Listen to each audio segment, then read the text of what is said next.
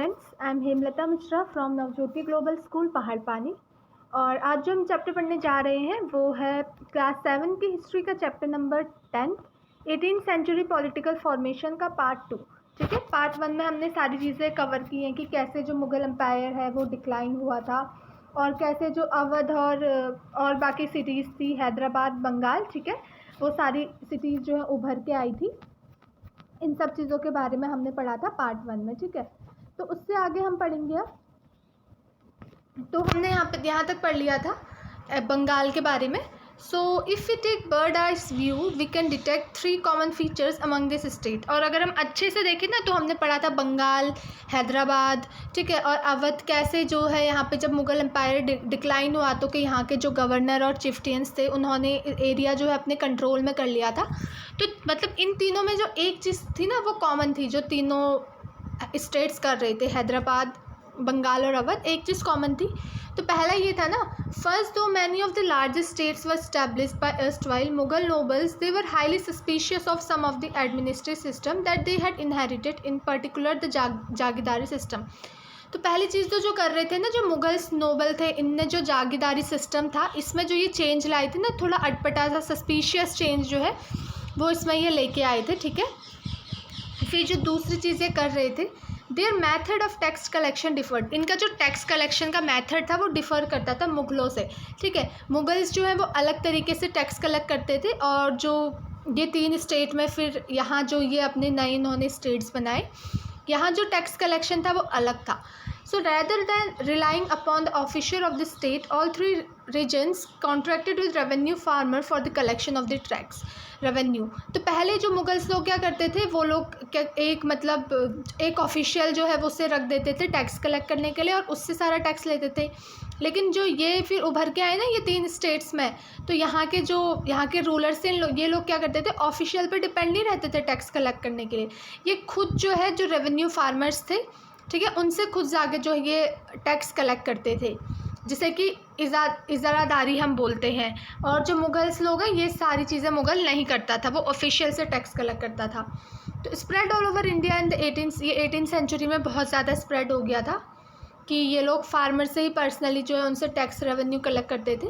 और जो दूसरा था ना, the third common feature in all these regional states were their emerging relationship with rich bankers and merchant.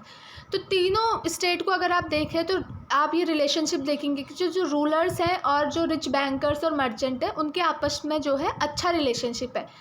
क्योंकि ऐसा होता था ना, this people lent money to revenue farmer. अब क्या है, जो रूलर्स है वो फार्मर से टैक्स लेते थे। अब फार्मर्स के पास जब पैसा नहीं होता, और ये टैक्स भी क्या है, कैश के फॉर्म में लेते थे, तो जब फार्मर्स के पास क्या है पैसा नहीं होता था टैक्स देने के लिए, तो ये लोग क्या करते थे, ये रिच बैंकर हो गए और मर्चेंट हो गए, इन लोगों से पैसे लेते थे। ठीक है, उधारी में लेते थे, मतलब अपनी ज़मीन जो है उनको एज ए सिक्योरिटी उन्हें अपनी ज़मीन दे देते थे और फिर वो उस ज़मीन के बदले जो है कुछ टाइम के लिए उनको पैसा दे देती थी। और जब फार्मर वो पैसा पे नहीं कर पाते थे एक टाइम पीरियड के अंदर, तो फिर ये मर्चेंट और बैंकर्स क्या करते थे, उनकी ज़मीन फिर ये खुद अपना उस पर कब्ज़ा कर लेते थे, मतलब फिर इनकी ज़मीन हो जाती थी और उन लोगों से ये छीन लेते थे। तो ये हमें देखने को मिल रहा है कि कैसे जो बैंकर्स और मर्चेंट है उनके पास भी बहुत ज़्यादा पावर आ रही थी। तो ये 3 चीज़ें जो हमें तीनों में देखने को मिली, बंगाल हो या अवध हो या हैदराबाद हो, जो मुग़ल एम्पायर से अलग थी। अब देखिए द वतन जागीर्स ऑफ राजपूत, यहाँ पे जो वतन जागीर से राजपूत, ठीक है, इसके बारे में हम पढ़ेंगे।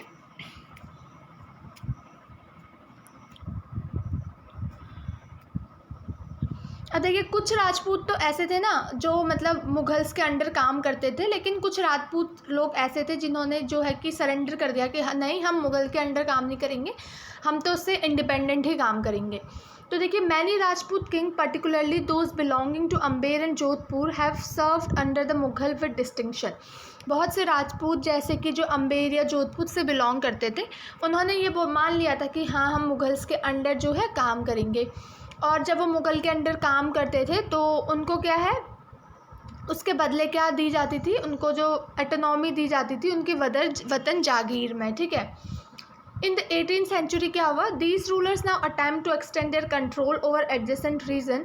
अब 18th सेंचुरी में पहले तो ये राजपूत के अंडर काम करते थे, लेकिन जैसे कि हमने पढ़ा जो मुग़ल एम्पायर था वो कैसे डिक्लाइन हो रहा था 18th सेंचुरी में, तो इन राजपूत ने भी सोचा कि अब हम अपना खुद ही हम इंडिपेंडेंटली रूल करते हैं, और इन्होंने अपना रूल जो है अपने आसपास के रीजन थे इन्होंने उस पर कंट्रोल करना शुरू किया।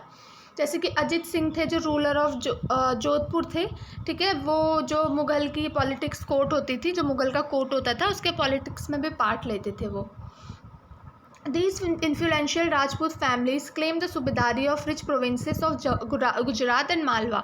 तो जो ये राजपूत जो ये इंपॉर्टेंट राजपूत फैमिलीज़ थी इनको क्या मिल गई थी, सूबेदारी मिल गई थी बहुत अच्छी अच्छी जगह की, जैसे कि गुजरात और मालवा की। तो Raja Ajit Singh of Jodhpur held the governorship of Gujarat and Sawai, Raja Jai Singh of Amber was governor of Malwa. तो यहाँ पे बताया है कि जो राजा अजित सिंह जोधपुर के थे वो कहाँ की गवर्नरशिप देखते थे, गुजरात की, और जो सवाई राजा जय सिंह थे अम्बेर के वो मालवा के गवर्नर थे। फिर ये सारे ऑफिसेस जो थे एम्पीरियर जहांगीर शाह के अंडर रिन्यू करे गए थे 1713 में। They also tried to extend their territories by seizing portion of imperial territories neighboring their वतन्स। अब जो ये राजपूत है मुग़ल जब डिक्लाइन हो रहा था तो ये चाह रहे थे कि हम अपने आसपास के एरिया को भी जो है अपने कब्ज़े में ले लें, तो जो उनके नेबरिंग एरियाज़ है ना वो वहाँ भी अपना राज्य जो है फैलाना चाह रहे थे राजपूत लोग। जो नागपुर था वो उसमें इन्होंने लड़ाई करी, और जो annex the house of Jodhpur, Nagpur को भी इन्होंने कब्ज़े में कर लिया, जो घर थे जोधपुर के उसको भी इन्होंने कब्ज़ा कर लिया। While Amber seize large portion of Bundi, और जो अम्बेर था उसने बहुत ही बड़ा पोर्शन बुंदी का उसने भी सीज कर लिया था। और जो Sawai Raja Jai Singh founded is new capital eight Jaipur. जो सवाई राजा जय सिंह थे जो पहले गवर्नर थे मुगल्स के अंडर, अब मुग़ल वीक हो गई, इनके पास पावर आ गई है, तो सवाई राजा जय सिंह ने क्या करा, अपनी नई कैपिटल बना ली जयपुर में, ठीक है, और उसे क्या है आगरा 1722 में उसे सूबेदारी दी गई थी। और Maratha campaigns into Rajasthan from the 740s serve pressure on this principalities and check their further expansion. लेकिन जो ये राजपूत है ना इन लोगों पे क्या है, मराठा जो राजस्थान के हैं 1740s से इनके अगेंस्ट लड़ाइयाँ कर रहे थे, इन पे प्रेशर डाल रहे थे, तो थोड़ा इन पे जो है एक्सपेंशन में थोड़ा और इनको आगे फैलने में इनको थोड़ी प्रॉब्लम आ रही थी। अब देखिए सीजिंग इंडिपेंडेंस। अब हमने तो अभी इंपॉर्टेंट सिटीज़ के बारे में पढ़ा, जैसे अवध, हैदराबाद, बंगाल। अब और भी ऐसे बहुत से छोटे छोटे स्टेट्स थे जहाँ पे लोग निकल रहे थे, रूलर्स जो आ रहे थे, जैसे सिख के बारे में हम पढ़ेंगे, ठीक है। The organization of Sikh into a political community during the 17th century helped in region state building in the Punjab। अब जो सिख लोग थे ना वो 17th सेंचुरी में वो पॉलिटिकल कम्युनिटी में भी थे, जिससे कि वो क्या है पंजाब में क्या है वो बहुत ही अच्छी अच्छी चीज़ें बना रहे थे क्योंकि उनके पास बहुत पावर आ गई थी। Several battles were fought by Guru Gobind Singh against the Rajput and Mughal rulers, ठीक है। जो मतलब जो गुरु गोबिंद सिंह है ना सिख थे, इन्होंने राजपूत के और मुग़ल के अगेंस्ट जो है बहुत सारे बैटल्स लड़े थे। जब उनका खालसा में 1699 में इंस्टीट्यूशन बना था ना, उससे पहले भी इन्होंने बैटल लड़े थे राजपूत से और मुग़ल से, और उसके बाद भी इन्होंने बैटल्स लड़े थे। लेकिन जब इनकी डेथ हो गई थी 1708 में, the Khalsa rose in revolt against the Mughal authority under Banda Bahadur leadership. अब जब इनकी डेथ हो गई थी गुरु गोबिंद सिंह की 1708 में, तो जो खालसा था ना उन्होंने रिवॉल्ट एक विरोध करना स्टार्ट कर दिया मुग़ल अथॉरिटी के अंडर, और जो मतलब मुग़ल अथॉरिटी के ख़िलाफ़ लड़ने लगे।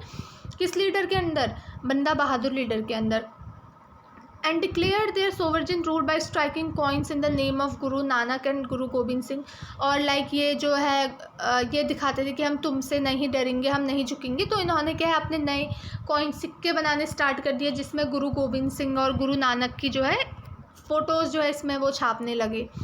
And establish their own administration, और अपना खुद का एडमिनिस्ट्रेशन इन्होंने बना लिया था। कहाँ पे? सतलुज में और जमुना में, ठीक है। लेकिन जो बंदा बहादुर थे उनको 1715 में कैप्चर कर लिया था और 1716 में उनको मार दिया था। फिर under a number of able leaders in the 18th century the Sikh organise themselves into a number of band. अब जो बहुत सारे एबल लीडर्स थे 18th सेंचुरी में, तो सिख ने क्या है अपने आप को एक नंबर ऑफ ग्रुप्स में, नंबर ऑफ बैंड्स में जो उन्होंने खुद को ऑर्गेनाइज बोल दिया, जिसे जाथास बोलते थे, बाद में मिसल उनको बोलने लगे। ठीक है, और जो इनकी कंबाइन फोर्सेस होती था, जो मिसल जहाँ पे कंबाइन होते थे, बहुत सारे लोग मिसल मिलते थे, तो इनकी कंबाइन फोर्सेस को क्या बोलते थे? ग्रैंड आर्मी, दल खालसा भी बोलते थे। The entire body used to meet at Amritsar at the time of Baisakhi and Diwali to take collective decision known as resolution of the guru. ठीक है, तो ये जो एंटायर लोग थे, जो ये मिसल थे, जो ये ग्रैंड आर्मी थी, ये अमृतसर में मिलती थी बैसाखी और मतलब दिवाली के टाइम पे ये लोग मिला करते थे अमृतसर पे, और ये लोग डिसीज़न लेते थे कि कैसे हमें चेंजेस करने हैं, क्या करने हैं, ये सारे डिसीज़न लिया करते थे। A system called Rakhi was introduced offering protection to cultivators on the payment of a tax of 20% of the produce। तो फिर इन्होंने, इन सिख ने क्या है, एक सिस्टम भी इंट्रोड्यूस किया था जिसका नाम है राखी। ठीक है, इसमें क्या था ना, राखी, अगर जो कल्टिवेटर्स, जो फार्मर है, वो उन्होंने जितनी भी क्रॉप प्रोड्यूस करी उसका 20% अगर इन सिख को या जो ये रूलर हैं उनको देते हैं, तो ये सिख लोग उनकी ज़मीन को या उनकी खेती को है प्रोटेक्शन प्रोवाइड करेंगे, उनकी खेती की क्या है, रक्षा करेंगे। तो Guru Gobind Singh had inspired the Khalsa with the believe that their destiny was to rule. ठीक है, तो गुरु गोविंद सिंह ने भी खालसा को इंस्पायर किया था कि उनकी जो डेस्टिनी थी है, ठीक है, उनकी मतलब उनका जो मेन वो है रूल करना है, वो करेगा, राज करेगा Khalsa. Their well-knit organization enabled them to put up a successful resistance to the Mughal governor. तो फिर इनका ऑर्गेनाइजेशन था, तो ये बहुत ही अच्छा रेजिस्टेंस प्रोवाइड कर रहे थे, मतलब मुग़ल गवर्नर्स के खिलाफ लड़ रहे थे। ठीक है, first and then to Ahmad Shah Abdali who had seize the rich provinces of Punjab and the sarkar of Sindh from the Mughals. ठीक है, पहले तो इन्होंने मुग़ल के ख़िलाफ़ लड़ा, फिर उसके बाद इन्होंने किसके ख़िलाफ़ लड़ा? अहमद शाह अब्दाली, जिसने क्या है, पंजाब को ठीक है मुग़ल से छीन रखा था, पंजाब को और सरकार ऑफ सिंध को। तो इन्होंने फिर अब सिख लोगों ने अहमद शाह अब्दाली के ख़िलाफ़ भी लड़ा और अपना एरिया जो था इन्होंने वापस लिया। तो Khalsa declared their sovereign rule by striking their own coin. फिर इन्होंने क्या है, अपने खुद के कॉइन 1765 में दोबारा ये लोग लेके आए। Significantly this coin bore the same inscription as the one on the order institute by Khalsa in the time of Banda Bahadur. तो बंदा बहादुर के टाइम पे जो कॉइन्स बनाए थे ना, बंदा बहादुर ने गुरु गोविंद साहब के जो कॉइन्स थे उसको छपा था, तो ऐसे ही जो फिर सेम कॉइन्स जो है खालसा भी इशू करने लगा। फिर देखिए, the Sikh territory in the late 18th century extended from Indus to Jamuna but they were divided under different rulers. अब जो सिख टेरिटरी थी वो लेट 18th सेंचुरी में उन्होंने बहुत ज़्यादा एक्सटेंड किया, लाइक इंडस से जमुना तक उन्होंने एक्सटेंड किया, लेकिन वो डिफरेंट रूलर्स थे, डिवाइड किए गए थे, अलग अलग स्टेट के अलग अलग रूलर्स थे वहाँ पे। उनमें से एक थे महाराजा रणजीत सिंह थे, जिन्होंने क्या करा, इन सारे ग्रुप्स को फिर रियूनिट करा, मतलब एक साथ मिलाया, अलग अलग जो रूलर्स थे उनको एक साथ मिलाया। ठीक है, और उनकी जो कैपिटल लाहौर में बनाई 1799 में। सिख के बारे में पढ़ा, अब द मराठा, जो मराठा लोग थे उनके बारे में पढ़ेंगे। ठीक है, So the Maratha kingdom was another powerful regional kingdom to arise out of sustained opposition to Mughal rule। तो जो मराठा किंगडम था वो अनदर पावरफुल रीजन था जो कि मुग़ल का अपोजिशन करके, मुग़ल से लड़ के जो है वो भी उठा था, उसने भी राइज किया था। ठीक है, अपना किंगडम उसने भी अच्छे से बनाया था। शिवाजी 1627 से 1680 में craved out a stable kingdom with the support of powerful warrior families Deshmukh. तो शिवाजी ने एक बहुत ही अच्छा किंगडम बनाया था, किसकी हेल्प से? शिवाजी जो मराठा थे उन्होंने लाइक जो वॉरियर, जो योद्धा लोग थे उनकी हेल्प से, एक बहुत ही उनके सपोर्ट से एक बहुत ही अच्छा उन्होंने किंगडम बनाया था।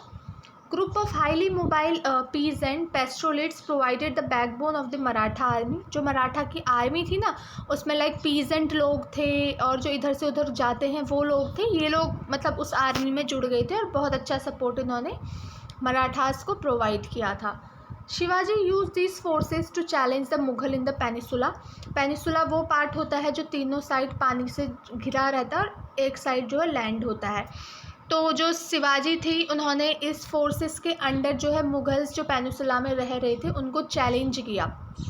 ठीक है, लेकिन जब शिवाजी की डेथ हो गई थी, effective power in the Maratha state was widely by family of Chitpavan Brahmans. तो फिर जब शिवाजी की डेथ हो गई थी, जो ये पावर थी वो किन्होंने ले ली थी मराठास में?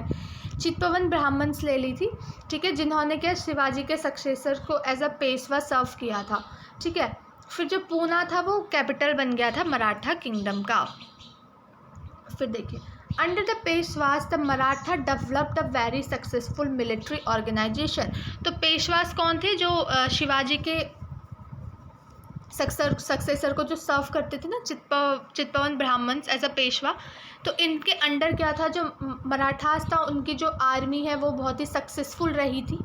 There success lay in bypassing the fortified areas of the Mughal by raiding cities, ठीक है। इन बहुत ज़्यादा सक्सेसफुल थी कि ये जो मुगल्स थे उनका जो एरियाज़ था जहाँ बड़े बड़े फोर्ट्स थे उस पर भी कब्ज़ा किया, ठीक है। इन लोगों ने क्या करा, by raiding cities and by engaging Mughal armies in areas where the supply lines and reinforcement could be easily disturb.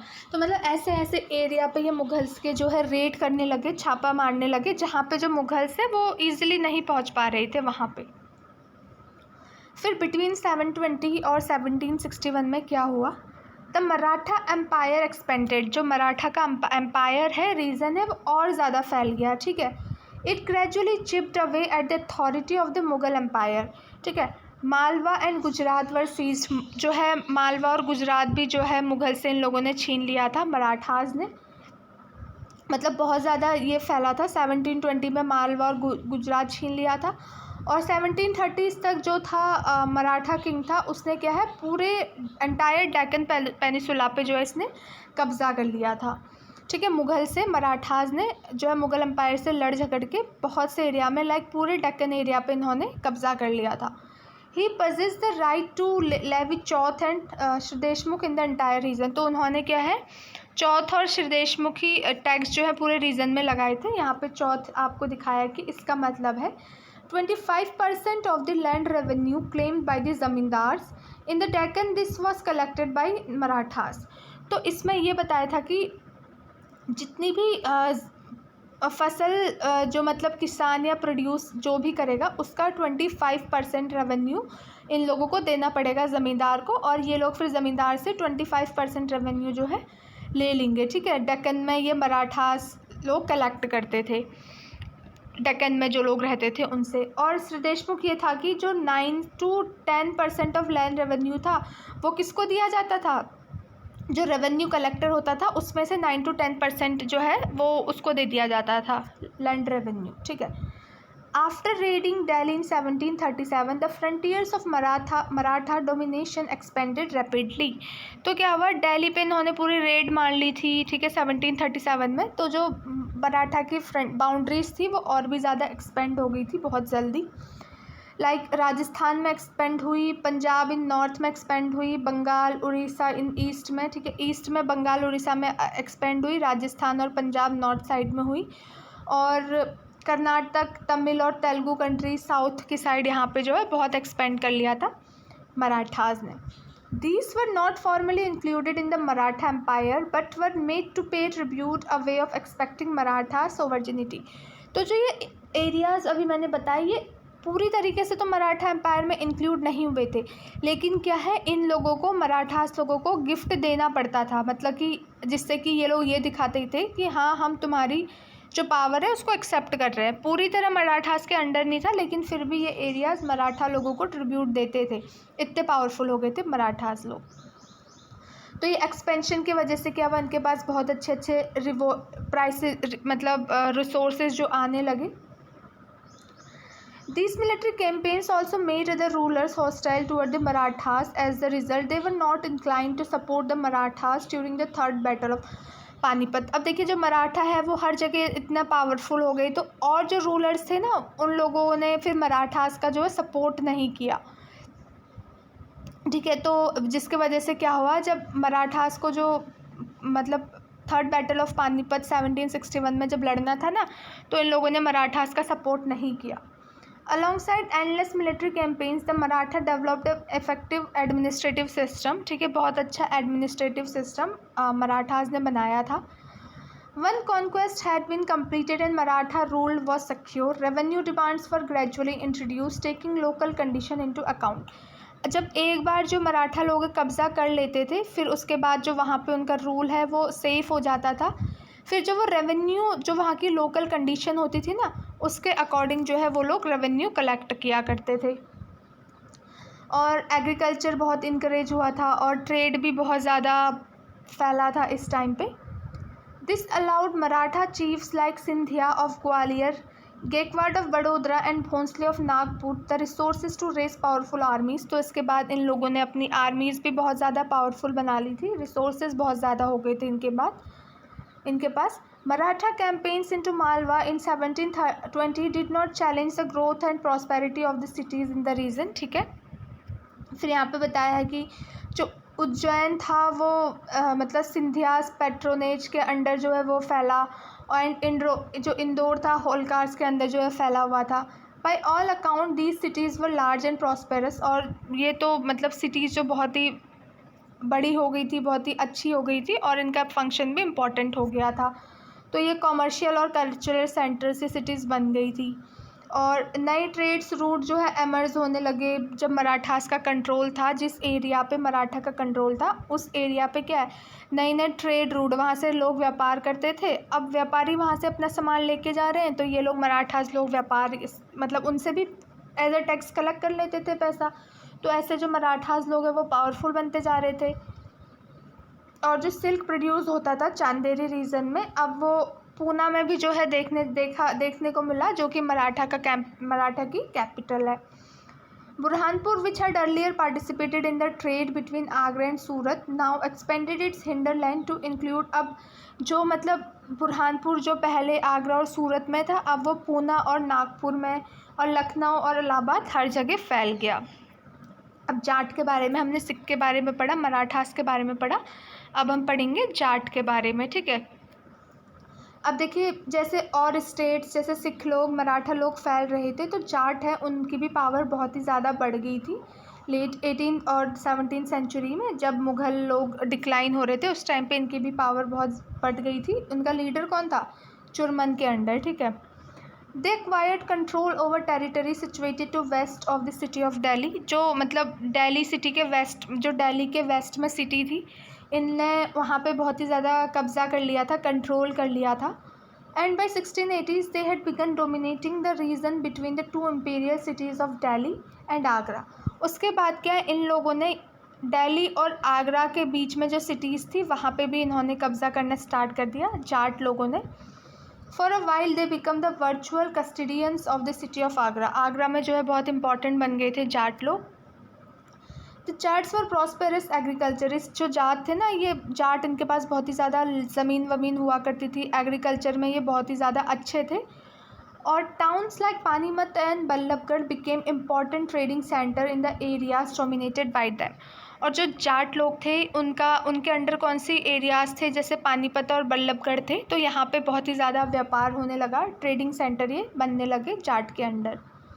तो under Surajmal the kingdom of Bharatpur emerged as a strong state. अब जो सूरजमल था, जब भरतपुर उसका किंग था, तो उसके अंडर ये बहुत ही स्ट्रॉन्ग स्टेट बना. When Nadir Shah sack Delhi in 1739 many of the cities notable took refuge there. जब नादिर शाह ने जो है दिल्ली पे कब्ज़ा कर लिया था 1739 पे, तो फिर देखिए जाट लोगों ने क्या किया. जाट के जो सन थे ज़वाहिर शाह, वो अपनी 30,000 आर्मी उनके पास थी, और बाकी वो लोग जो है 20,000 मराठा से ली और 15,000 जो है वो सिख ट्रूप से लेके आए, और फिर उन्होंने मुग़ल से लड़ाई की. फिर क्या हुआ, while the Bharatpur fort was build in a fairly traditional style. जब भरतपुर फोर्ट बना था वो बहुत ही अच्छे स्टाइल में बनाया गया था. At Deeg the Jat built an elaborate garden palace combining style seen at. तो अम्बेर और आगरा में भी जो जाट लोग थे, इन्होंने बहुत ही अच्छे गार्डन बनाए, और जो इनकी बिल्डिंग्स थी वो बहुत ही अच्छे से आर्किटेक्चर की जाने लगी. ठीक है. इसमें शाहजहाँ के अंडर देखी गई है कि कितने अच्छे तरीके से इनके बिल्डिंग्स जो है बनाई जाने लगी. तो यहाँ पे छोटा सा फ्रेंच रिवॉल्यूशन के बारे में दिया है, जो कि 1789 से 1794 तक चला था. तो देखिए जो बहुत सारे स्टेट सिस्टम थे ना 18th सेंचुरी में इंडिया में, जो ये सारे राइट थे वो लोग मतलब कॉमन पीपल जो है वो सारे राइट इंजॉय नहीं कर पा रहे थे। जब 18th और 17th सेंचुरी में मुग़ल एम्पायर डिक्लाइन हुआ तो जो अमीर लोग थे, जो उनके मनसबदार थे, ज़मींदार थे, चिफ्टियंस या गवर्नर, उन्होंने तो रूल कर लिया, वो किंग बन गए, ठीक है, उन्होंने राइट सारे इन्जॉय किए। लेकिन वहाँ के जो कॉमन लोग थे ना, वो कोई भी राइट इन्जॉय नहीं कर पाए, और जो भी गवर्नमेंट की चीज़ें होती थी, जो अफेयर्स होते थे, उसमें भी ये पार्टिसिपेट नहीं कर पाते थे। और वेस्टर्न वर्ल्ड में तो ये सिचुएशन 18th सेंचुरी तक चली थी। तो द अमेरिकन 1776 से 1781 और French revolution challenge the social and political privileges enjoyed by the aristocrats. तो मतलब इन लोगों ने चैलेंज किया कि जो ये सोशल और पॉलिटिकल फ़ायदे हैं ये सिर्फ अमीर ही लोग क्यों उठाएं, हम ऑर्डिनरी लोग भी उठा सकते हैं। तो उन्होंने एक रिवॉल्यूशन स्टार्ट कर दिया इसके अकॉर्डिंग, इसके मतलब एक विरोध स्टार्ट कर दिया कि क्या होना चाहिए, जो ये फ़ायदे, जो ये राइट होनी चाहिए, ये क्या है, मतलब जो मिडिल क्लास के पीजेंट लोग हैं, ठीक है, आर्टिशियंस हैं, उन लोगों को भी ये सारे राइट्स जो है मिलने चाहिए, सिर्फ जो इम्पोर्टेंट लोग हैं उन्हीं को नहीं मिलना चाहिए। लेकिन उन लोगों का सोचना था ना कि कोई भी ग्रुप इतना सोसाइटी में, अगर कोई भी जैसे बाय बर्थ उसको सारे राइट नहीं मिलने चाहिए, ठीक है, जैसे कि अगर गरीब घर में पैदा हुआ है कोई या फिर लो कास्ट में हुआ है तो उसको फिर कोई राइट मिलेंगे ही नहीं, ऐसा नहीं होना चाहिए। बर्थ से ही डिसाइड नहीं करना चाहिए, उसकी काबिलियत देख के डिसाइड करना चाहिए कि हाँ इसकी ये काबिलियत है तो इसे ये राइट मिलना चाहिए। ऐसा नहीं कि जन्म से देख लिया कि ये गरीब घर में पैदा हुआ है तो इसको कोई राइट ही नहीं मिलेंगे। तो जो फ़िलासफ़र थे फ्रेंच रिवॉल्यूशन के, उन्होंने ये बोला कि इक्वल लॉज और इक्वल अपॉर्चुनिटीज़ होनी चाहिए सभी लोगों के लिए, ठीक है। उन्होंने ये भी बोला कि जो गवर्नमेंट है वो जनता चुनती है, तो उनको भी अफेयर में पार्टिसिपेट करने का अधिकार है। तो ऐसे ही इन लोगों ने रिवॉल्ट करना स्टार्ट किया, विद्रोह करना स्टार्ट किया इन चिफ्टियंस के ख़िलाफ़ कि जो सारे राइट्स हैं वो हम लोगों को भी मिलने चाहिए। तो हमने सारी चीज़ें पढ़ी इस चैप्टर में कि कैसे मुग़ल एम्पायर का डिक्लाइन हुआ और जो बाकी छोटे छोटे स्टेट्स थे वो इमर्ज हुए, उभर के आए, ठीक है। सिख, मराठास के बारे में पढ़ा, जाट्स के बारे में पढ़ा, और जो इम्पोर्टेंट सिटीज़ थी जो मुग़ल एम्पायर के कंट्रोल में थी, अवध, हैदराबाद, बंगाल, वो कैसे इमर्ज होके आई, ये सारी चीज़ें पढ़ी, ठीक है। सो आई होप मैंने आपको जो भी चीज़ें समझाई हैं आपको समझ आई होंगी। So thank you so much.